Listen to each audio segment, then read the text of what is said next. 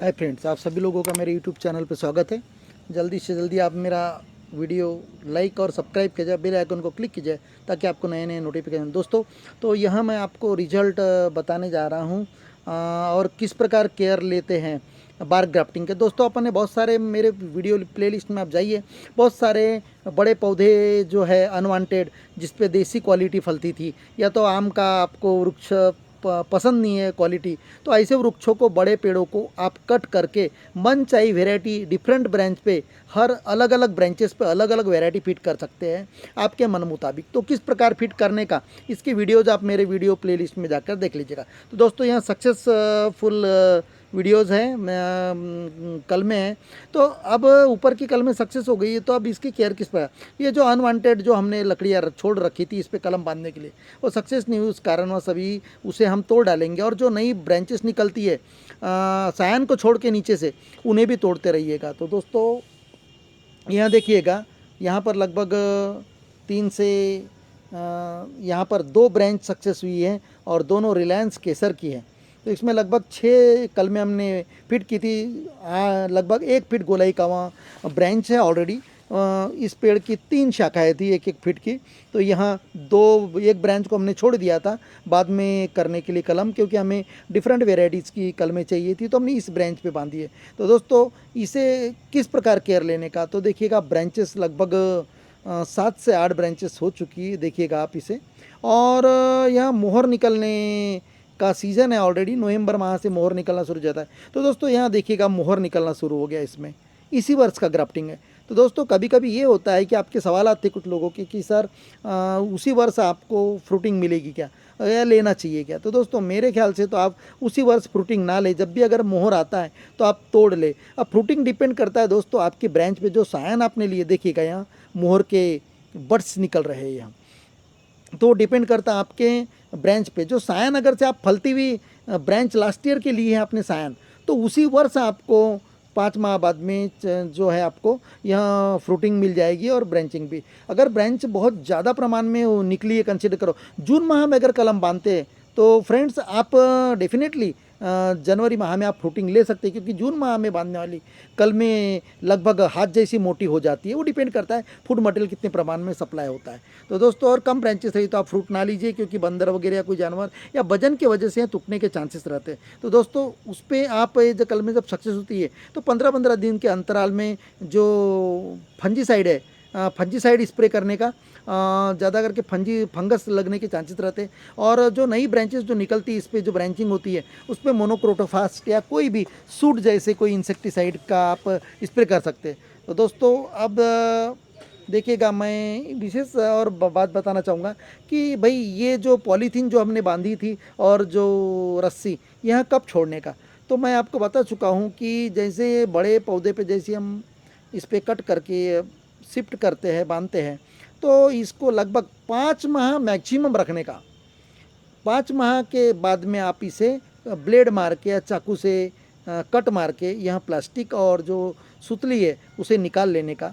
उसके बाद आपको क्या करना है, उसके बाद में आपको सपोर्ट के लिए बाम्बू की स्टिक, देखिएगा अभी इससे हम निकाल रहे हैं, बाम्बू की जो स्टिक है, कमचिया, वह सपोर्ट के लिए लगभग 1 फीट नीचे, 1-2 फीट नीचे और 1 फीट ऊपर जो टहनियाँ हमने फिट की थी, जो सायन अब मोटी हो गई है, थम से भी डबल तिबल साइज मोटी हो गई है, यानी हमारे सायन से 4-5 गुना मोटी हो गई है, कंसीडर करो।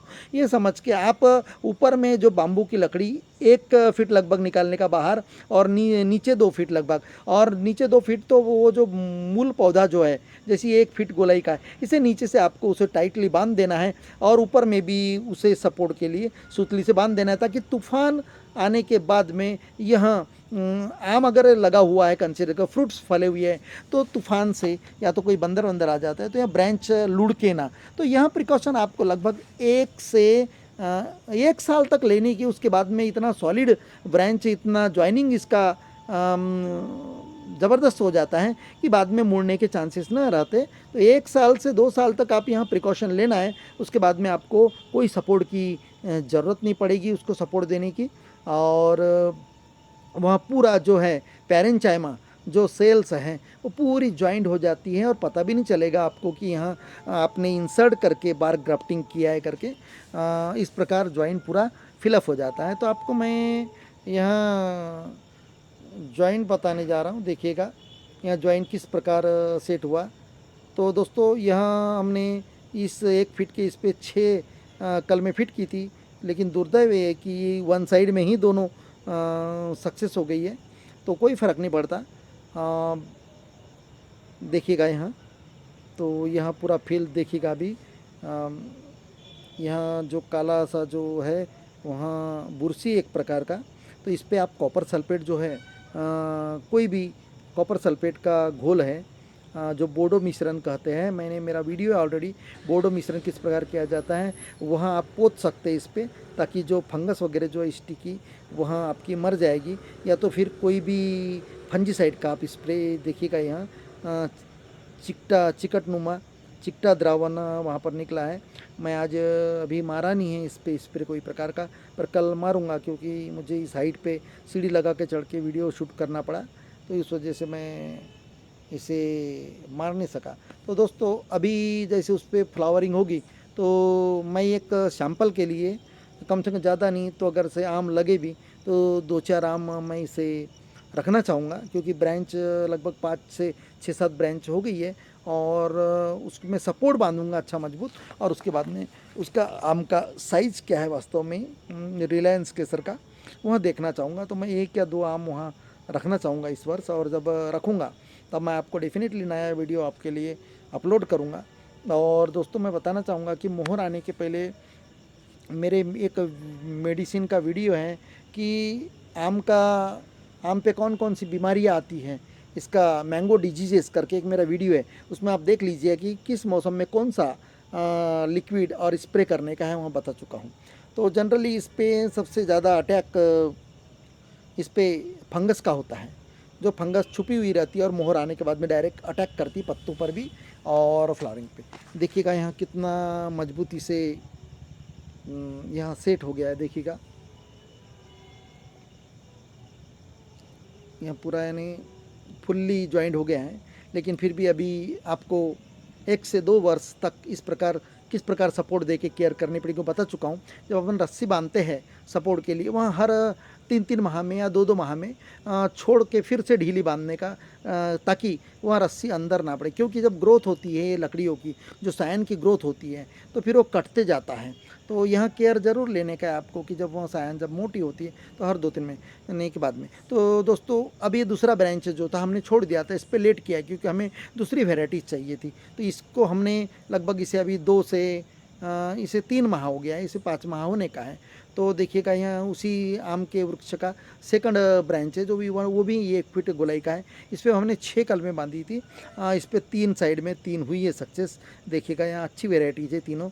लेकिन अभी इसकी जो पॉलीथीन है मैं अभी नहीं छोड़ूंगा, क्योंकि मैं आपको बता चुका हूँ कि यहाँ इसका शाकीय प्रवर्धन अभी फुल्ली होने का है, इसलिए मैं अभी इसे छोड़ूंगा नहीं लगभग। और इसे मैं 2-3 माह तो नहीं छोड़ने वाला हूँ, और से मैं इसे मार्च के एंड में मैं इसे, क्योंकि मैं पहले ही बता चुका हूँ कि जो हम ये जो बार ग्राफ्टिंग करते हैं उसे लगभग 5 माह तक तो पॉलीथीन छोड़ेगा। देखो इस पर भी स्प्राउटिंग, इसका स्प्राउटिंग यानी मुहर का स्प्राउटिंग, जो ब्लॉजम फूल लगने की प्रक्रिया इसमें भी शुरू हो गई है। हालांकि ब्रांच बड़ी नहीं है, लेकिन मैं इसका मुहर रखूँगा नहीं, क्योंकि ये बहुत सिंगल है और तकलीफ देह होगा, ग्रोथ रुक जाएगी। इसलिए मैं इन ब्रांचों का मुहर आसो